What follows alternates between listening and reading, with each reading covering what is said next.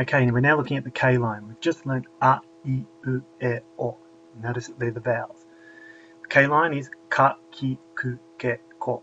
Again, it's following those vowel sounds, and you'll notice that this will happen throughout all of the lines. All right, so our first character.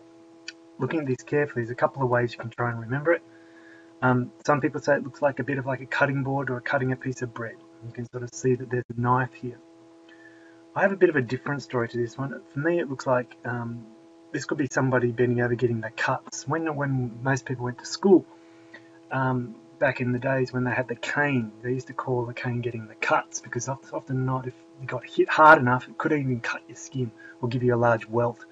So when I think of this, when I think about someone getting in trouble, they're getting the cane. So this is cut. Cut for cutting bread, or cut for getting the cuts.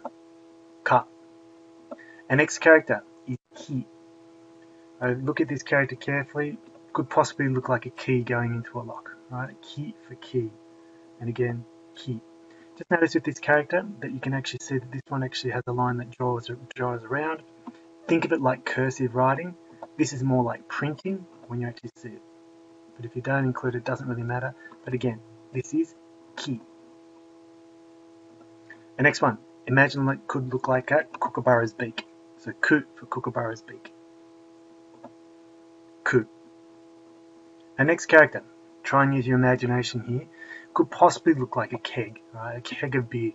Beer is kept in kegs, and they've got these supportive straps or braces around it, and you can sort of see the lines going down here. So imagine that when you see this character, that it is ke for keg of beer, ke. Last character in the K line is ko. Look at this character carefully, and you could possibly see, you could imagine that there's a coin, right? So we've got the top part of it, and we've got the bottom part of it, but ko for coin, ko. Right, now let's go through all those characters that we've just gone through. The A, I, U, E, O, ka, ki, ku, ke, ko. A,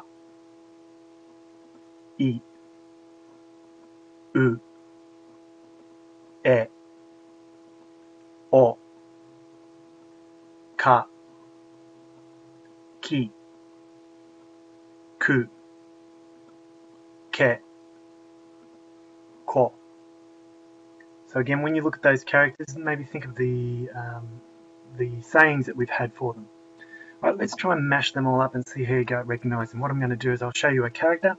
I'm going to give you 3 seconds before I will say it. Let's see if you can get them before I do.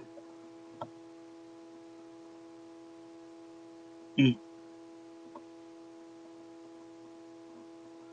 ka, ku, u, e,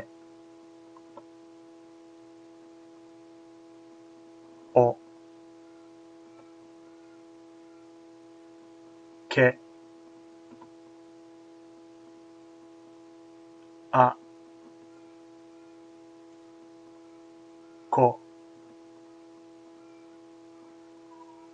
ki. So you had those characters in. We're now going to move on to the next lines.